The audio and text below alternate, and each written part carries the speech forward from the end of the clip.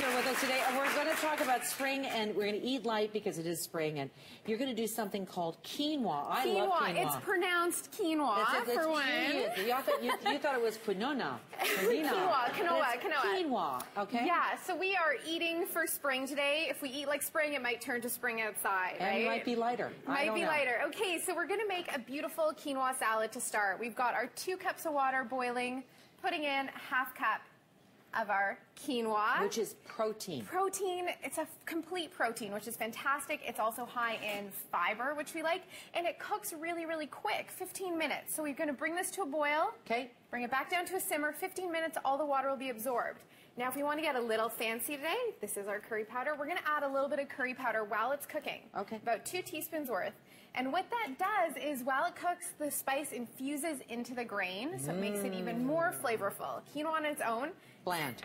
It's got a nutty taste, but it could be a transition for people. Right. So you can use curry if you want it curry. You can put in your Mediterranean spices if you want it with oregano, basil. Sure. All right, so the second thing we're going to add to our quinoa dish are some toasted seeds. So in a dry pan, we're on medium heat, we're going to toast up our sunflower seeds and pumpkin seeds. Aren't you earthy? Am I that crunchy? You are that. You're good. They're good, though. I'm going, okay, that's going to be crunchy for the Cutest hippie you ever met. Yeah. So we're going to toast up our seeds, and it will add some crunch to our quinoa. Yeah. So it's nice because it's a veggie dish to add that texture. Toasting it brings out some of that flavor. Yeah. So we get that nutty, seedy taste to it. How long do you have to do that for? About 5 minutes. 5 minutes, that's it. Okay, no quick. oil or anything on the pan? No, we want it dry so that they'll just toast lightly. It's equivalent of putting it in the oven. This is quicker. Okay, good. Now we've got our... We're both standing away from the steam because our hair is going to curl. We're going to frizz. We don't want to frizz. We spent a lot of money getting it straightened. And this show is not going to wreck my hair. Okay, go back. You go back. Okay, we'll keep our distance. We've got our vegetables steaming. Now, in here today, we have carrots, broccoli, cauliflower. They're not too unusual. No. Everyone's eaten these. Yeah. I like to steam them up. It brings out a lot of the flavor. Yes, and I agree. Turns beautiful color. Yeah. Now, the benefit to steaming them also is that they'll be a little bit softer when we mix them in with our finished quinoa, which we have over here. When you finish with your quinoa, how long does it take to cool it down? Just a little bit, or? Yeah, you want to transfer it out of the pot. So if you take it out of the pot, it'll cool about 5-10 minutes. Right. No problem. Okay. Do it as things are ready. You don't have to wait for things to be done. Good. Don't worry about it. I'm thinking about quinoa because we had Dr. Natasha Turner on the other day talking about having a protein for breakfast, and she suggests having quinoa for breakfast. Quinoa, this makes a fantastic breakfast. Yeah. It really, really Without does. the curry powder. Because it's high in protein, so it keeps you feeling full longer, high in fiber. We love those things. Yeah. And helps to stabilize your blood sugar. I love that. So it's fantastic. So we've added our toasted seeds in, okay? And again, you want to steam your vegetables just till they're bright, not till they're mushy. Right. And if you're feeding this to little ones or people who don't like their vegetables, then chop them up really, really small. They can't pick them out. They won't notice them. That's right. That's right.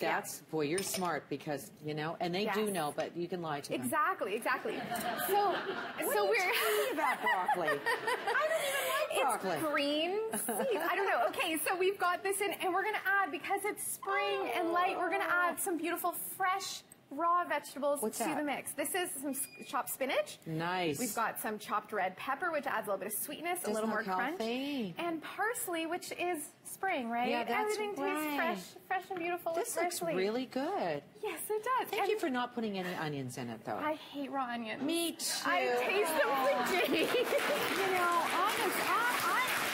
The curly hair thing and the onions. You and I are best friends. BFFs. Yeah. Okay, so we're going to add chickpeas as well. And I like chickpeas because they're flavorful. Most people have them on hand. Again, use whatever you have. Yeah, it does. So we give this a beautiful, beautiful mix. And we'll see what this is. Let's just pull out our beautiful finished one. Our display thing.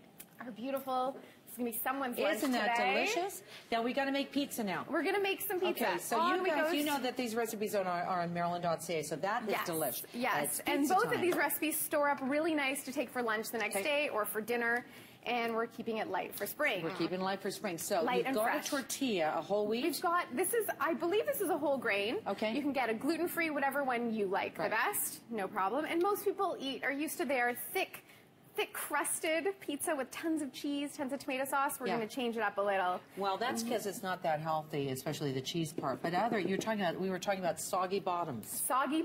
No one likes a soggy bottom, Marilyn.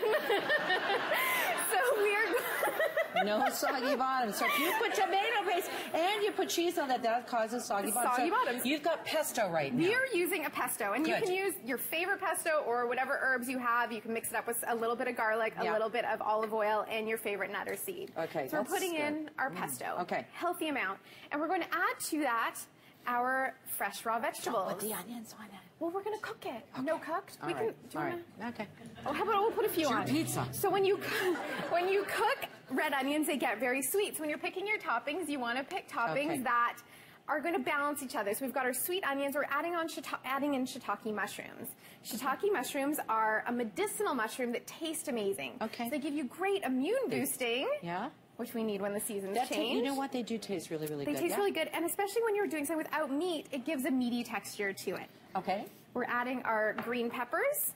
We're going to add in some beautiful, sweet cherry tomatoes. Now, cherry tomatoes are spring. Yeah, they're spring. I know, you convinced me. I know. Dress like it's spring. Just eat olives. and olives are salty and good, flavorful. They've got the good fats in them. Right. We're going to sprinkle on some sea salt. How come?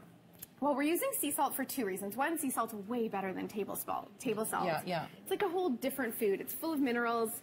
It tastes better. It's not as salty tasting. And a lot of people like their pizzas with cheese on it, and they add cheese because it is so salty tasting. Oh, okay. Yeah, so instead, and if you want cheese, if you want a goat cheese or feta, use it like you would the other condiments, a little bit, instead of slathering. Okay, Joe, I put that on at the very, very end. Like, how long does this go into the oven for? About 5-10 minutes. Okay, yeah. okay. So the last thing we're putting on is our kale. Kale? Chopped kale. Kale on your pizza. Pretend this is cheese, right? Okay. Not gonna pass, is it?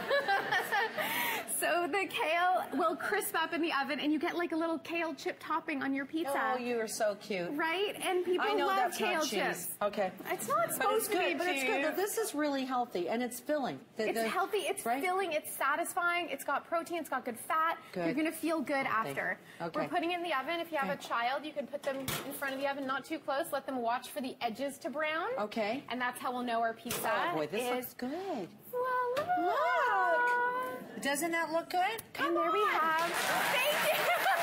Yay! You can smell it, too. That does smell really good. Yeah. Why do we like kale so much? Say that again. Why do we like kale? For health reasons or for flavor reasons? For health reasons, it's going to help us see in the dark. It's super high in vitamin C. Yeah. And it tastes really good. It's a sturdy green. It's one of the first ones that's going to come up this season, a fresh local. And it's going to crisp on top of our pizza, which gives it great texture. And so because we don't have this weighted down with a lot of cheese and a lot of tomato sauce, you can store it in your fridge, take leftovers next day, pizza for breakfast even, right? Everyone loves pizza for breakfast. Yeah. You can have quinoa salad and a side of pizza. Well, it's very vegetarian of you to do this. It's a little bit vegetarian of me. Can we go back to the quinoa for a moment, because I'm very intrigued by that. Okay. Just tell me. Because I'm not supposed to have, any kind of cereals or anything. So I'm going to go to the quinoa. I'm going to cook that. What if I put blueberry? Like, give me some combinations for breakfast. You can cook quinoa like you would any porridge. Okay. So we've got our quinoa cooking. You obviously wouldn't want your curry powder in making a breakfast, but you can add cinnamon instead. Yes. So cook it. I'm going to turn this off so we don't have any major issues. Okay. So you can put cinnamon in there. So you infuse your quinoa with cinnamon. That would be really Cook good. it with a little extra water so it's a little softer. Yeah. And then it's like a porridge. So you eat it like you would an oatmeal, but you have quinoa instead. That's good. I like it. Everyone's like, yeah. And then I'm going to do, put, because it's spring.